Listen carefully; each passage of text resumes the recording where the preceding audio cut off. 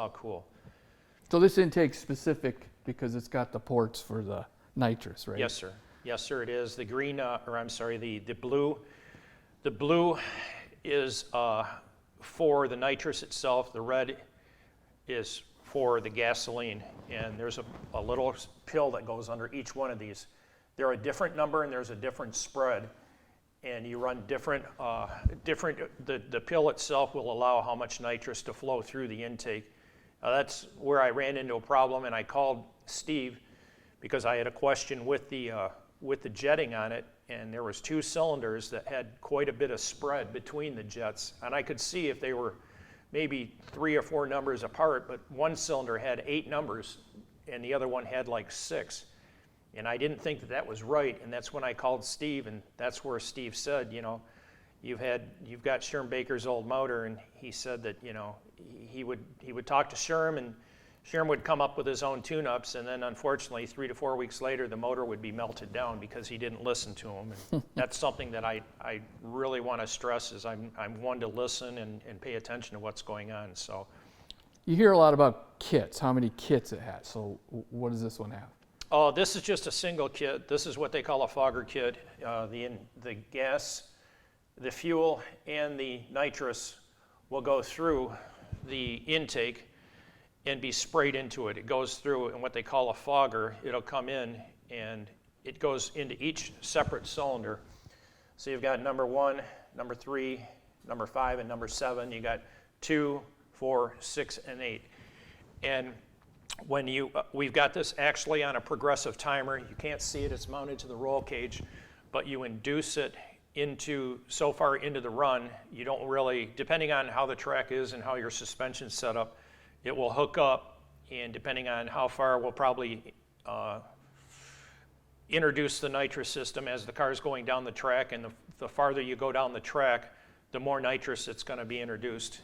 It's got, and Mike, what we've got is like there's a switch on this side, so when it goes into wide open mode, it'll turn. The blue switch there with the contact on it? Yes, yep. And when it goes into wide open mode, the throttle will actually contact that. It completes the circuit and turns the nitrous system on.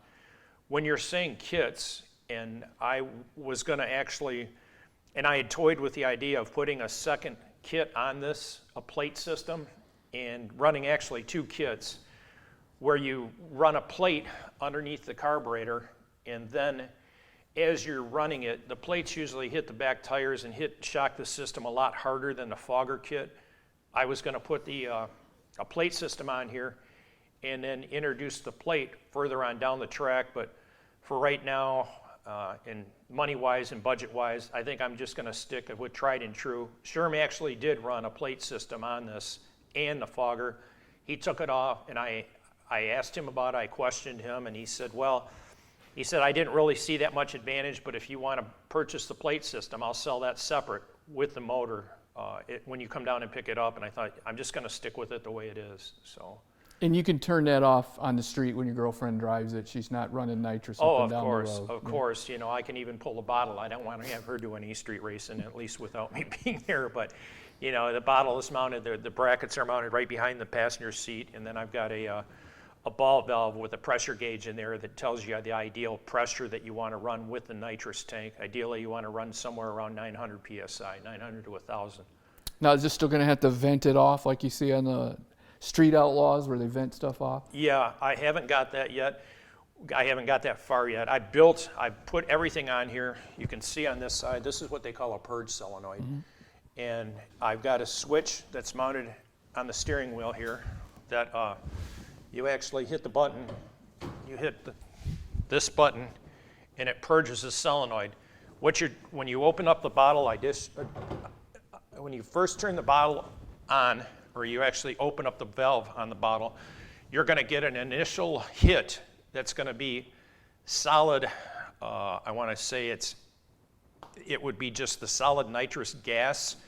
Ideally, what you're doing when you purge that, and you see on Street Outlaws or whatever, there's the solenoid. You're actually completing the circuit, you turn the solenoid on, and you're purging the air out of the system. What you really want with nitrous is actually a liquid form of nitrous, and that's what builds your most horsepower out of it. The purge solenoid is there. All of my lines have been run. There's a small AN fitting right there that I'll run my tube out, and you'll see, just like on Street Outlaws, when you purge it, you'll see the gas go up. A lot of the people that run that, and when you watch the shows, I don't think that, a lot of it is kind of really needs to be done. Dramatic I think a lot effect? of it is dramatic. Yeah. I've seen guys that'll run like 2 of them, and I can understand that if you're running 2 kits where it will purge 2 kits, but they'll sit on the starting line and hold it for 30 seconds, and it's just a waste of nitrous where you just really need to hit it, just a quick little hit a couple times, and you got the nitrous right there. And the way I've got it plumbed right now, the way the solenoid is, it's going to have your nitrous will be up to the solenoid, and then from the outlet with this Y connection, it goes to each solenoid on each side of the motor. The initial hit, I will still be getting a little bit of air in there, but it'll happen so quick that you won't even really notice it. It's just, I'll be getting the liquid in there quick. And again, this is all for, I am going to do some street racing with it, so Right. I'm kind of giving away my secrets, but yeah, that's kind of where we're at on it. Okay, from the interior of the car, I wanted to build a car to make it as user-friendly as possible, especially for her and myself. Driving back and forth to work, or even, and that was one of the things, making the car as street legal as possible. If I wanted to drive the car out of town, I could. So I wanted to make it as most comfortable as I could, as physically possible. A lot of guys do what they call, a Hot Rod Magazine does drag week, where you're in a car for hours on end going from track to track, and you race and go to another track. It's a week-long event, and I kind of wanted to build the car where I could be comfortable if I wanted to sit in it for an hour at a time where I wasn't going to be uncomfortable. So starting out, I bought a Grant GT steering wheel. I have got the same steering wheel in my Camaro, very, very comfortable. Running what they call a quick disconnect, where I can get out of the car. I just pull up on this collar, and the wheel comes off. And as you can see, it's real simple. I haven't yet purchased it, but I'm going to probably put a hook up here for the steering wheel itself. A kind of neat thing that I did on it, and I've got the same thing in the Camaro, I put a stainless steel steering column I bought from Jegs, and the cool thing about it is you can actually tilt it. So it's the tilt column that a lot of guys run for street rods or whatever. And the same thing with her driving it. She can pull the steering wheel down and make it more comfortable. From there, and keeping the wheel off, I've got the shift light right here where it reaches a certain RPM. Slam it into the next gear, hits another RPM, and this is programmable both through the MSD box. As soon as the light comes on, you slam it into the next gear. Same thing with it. And we didn't talk about it earlier, but the transmission I'm running right now, a Turbo 400. I'm running a trans brake on it. The trans, all of the parts came from Hutch Performance out of Ontario, Canada. Hutch helped me set the transmission up. It's a Turbo 400. It's got the best of everything in it. Hardened input shafts, different gear sets in it, different bands, different clutches, different drums. It's got what they call a reverse valve body, which you're shifting, instead of shifting forward, first, second, third, you pull the shifter back. It's a TCI shifter, Outlaw shifter, which I really like. You pull the shifter back, you've got reverse, you've got neutral, and then you actually pull it back into first gear. Once you're in first, you take off, you hit second, you pull up on the lever, you hit second, the lever kicks it back, and then you hit third. It's a really kind of a neat shifter. It's kind of foolproof. It just kind of takes some getting used to. The only thing I'm worried about with the whole setup is it's totally different than the precision shifter that I have in the Camaro. The other one operates in a different configuration, so I just hope that I don't get the two of them confused when you're up on the starting line. Sometimes that happens. When you take off, you just don't want to do something. You really got to be on your game.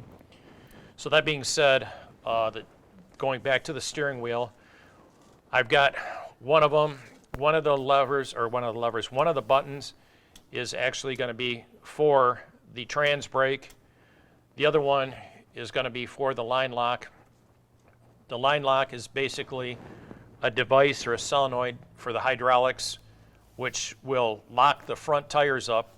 You use that on the line, you pump your brakes, you hit your brakes 3 or 4 times, and then you hold the button on when you're getting the tires warm in the burnout box, and you release it, you heat the tires up, and again, roll forward, stage the car. As the car's in first gear, they have what they call a trans brake button. It energizes a solenoid in the transmission, and it locks it between first gear and reverse. You hold that button in, as you can probably hear it. You hold the button in, it locks that between reverse and first gear, and then when you go to take off, you just basically release the button, the car launches and takes off. The neat thing about the transmission, and jumping back into that, the grinder valve body that's in the transmission itself, depending on the track condition, it's a 3-speed turbo 400. Is I can leave in first gear, or if the track condition isn't that good or you're running 8th mile, you can actually leave in second gear, and it won't do any damage to the transmission whatsoever. So it's a really good setup, but like anything else, you pay for what you get, and that was another one that cost me a substantial amount of money, but hey, it's worth it in the long run. I've always ran autometer gauges, had good luck with them. I've got the autometer Monster Tack here. It's tied in with the shift light, so you set your shift programs. When it hits a certain RPM, the light comes on, as I said before, and then you just shift it into the next gear. So when the light comes on, it blinks, you're good. I've got the tack mounted up here. Really, I don't really will pay that much attention to it and rely on the light blinking. When the light comes on, you shift. The tack is pretty much just something for tuning it, and some of the tacks, I don't have one in this car. I do have one in the Camaro. It actually has a memory recall where you can go back at the end of the run if something broke, or you want to see what your highest point was that you rev the motor. If you went beyond the shift light, you can go back and it will give a memory recall. From there, I've got 4 of the gauges. I've got your oil pressure gauge, which has got a red light on it. If the oil pressure drops to a certain amount of PSI, which is set at, I believe, 7 PSI, that light will come on. And I'm not really, again, paying much attention to the gauges more than the shift light. But the nice thing about it is, and Shane and I had a conversation, the cool thing is when you're sitting in the driver's seat, those lights will literally glow. And if you're going down the track and all of a sudden, you know, even with your helmet on, if you see a light come on real quick, it can pull your attention away so you can look and see, hey, you know, hey, the oil pressure's low, you know, I really need to shut this thing down. Water temperature isn't so critical, even though you always want to run with the temperature somewhere, depending on, ideally, somewhere around 160, 180, even up to 200, that's okay. The lower the temperature is, the better the motor's going to run. The next gauge over is oil temp. It says oil temp on it, but actually I'm going to use that for transmission temperature. We had a really good friend of ours weld a couple bungs in the bottom of the transmission pan. Chad Copeland from Copeland Welding. He put the bungs in there. One of them is for the light. As you can see, the orange lens right here. The other one will be for the gauge itself, independent. So know where we're at. And the next one over is going to be fuel pressure. The 4th gauge itself, same thing. It's got the green lens to it. The fuel pressure will be actually for the nitrous system itself, because fuel pressure is very critical. And even with that, I'm piggybacking in a shutoff. So if the fuel pressure isn't there, the solenoid will actually not actuate, so there's no chance in burning the motor down. You ideally have to have so much fuel pressure when you run nitrous. If the fuel pressure isn't there and you have a lack of fuel, the motor's going to introduce the liquid nitrous, as we talked about earlier, into the system, and if it doesn't have the proper amount of fuel to mix with it, the motor will actually lean out, and that's when you kiss your cylinders goodbye one at a time, and you definitely don't want that. Other than that, for the interior, I've got, I contacted a company by the name of Scott Rod Fabrications.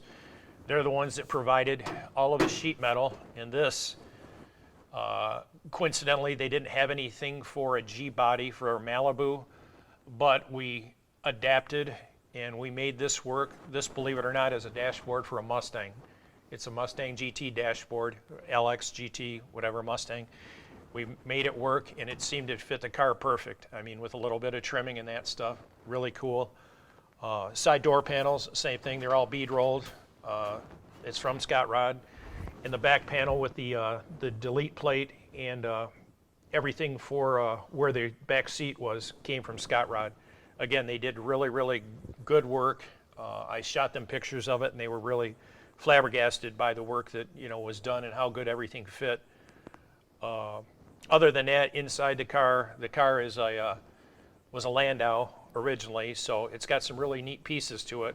For one, it's got electric door or electric windows that roll up and down by a switch, or switches, I'm sorry, and then it also has electric door locks. So again, that'll be a little bit more of a positive with the girlfriend driving it, where she doesn't have to worry about some of the other things. But other than that, that's pretty much it for the interior. Kirky seats, which I plan on having padded, buying the seat covers, and then we're going to carpet the interior just to keep the noise down from the exhaust so it doesn't sound like a tin can when you're in it. The roll cage that we decided to put in the car, and I talked to a company by the name of Rhodes Racecraft, what we decided on is going to be a 10-point cage. I was going to go with something even a little bit more extensive, but I think for the class and running 850s, and again, hopefully be run a little bit quicker than that, who knows, but again, it's a grudge car. 10-point cage will get me, I think, where I want to be with the car. The cage was built, again, by the gentleman that had the car here in town before we removed it from his shop. You can't really see it. I've got above your head here, I've got a painless wiring system. Includes all of the toggle switches, a start switch, ignition switch, the electric fan switch, fuel pump 1 for the carburetor, fuel pump 2 for the nitrous system. I have 2 pumps incorporated in it, 1 pump for each separate system. I wanted to do it like that. Electric water pump switch, lights, high beam, low beam, and then an also separate switch to activate the nitrous system.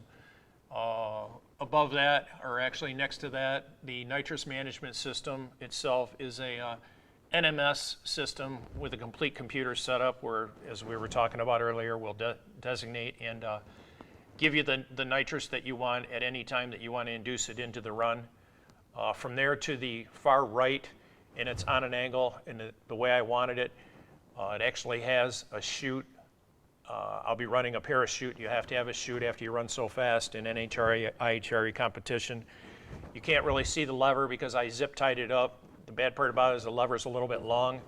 I wanted to put it on an angle, so when I get done running and make a run, just real quick slap it and then grab hold of the steering wheel, because the tendency of when the chute finally catches, it'll pull you right back into the belts. So I wanted to put it on an angle as quick as I could and then make a complete swing and grab hold of the steering wheel.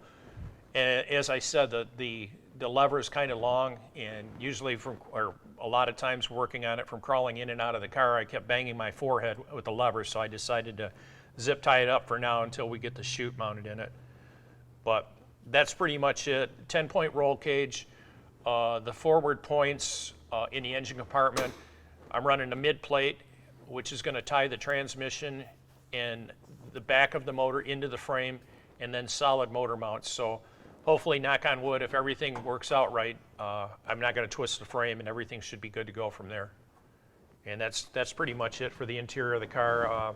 You can see the nitrous bracket, which I'm going to be running 15-pound bottles. I got to still purchase yet a couple of bottles for it, but I'll run a bottle with a separate switch for a bottle heater. And it's really kind of neat where the brackets are mounted. I can take a bottle and move it in and out of the car real quick without really doing a lot of work to it. They're just thumb screws.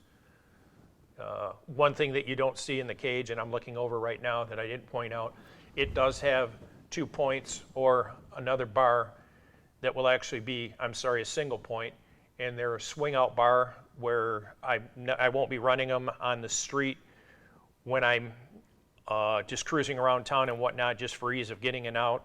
of the car, but it's a bar that goes from the main in the middle of the cage in the center down to the bottom of the pillar bar, what they call the pillar bar, down by your feet. It's got a quick connect pin when you get done with the run and you want to get out on the driver's side, or if somebody's in the passenger side for one ungodly known reason, you just pull the pin, the bar swings out to the side, and you get out, you put the pin back in, and the bar's back in place, and you're good to go. Okay, this is the explanation of the swing out bar, or I'll demonstrate how it goes in. You basically put this in, it'll go in one position. It's got a bolt that goes down in there, which I don't have a bolt on me right now.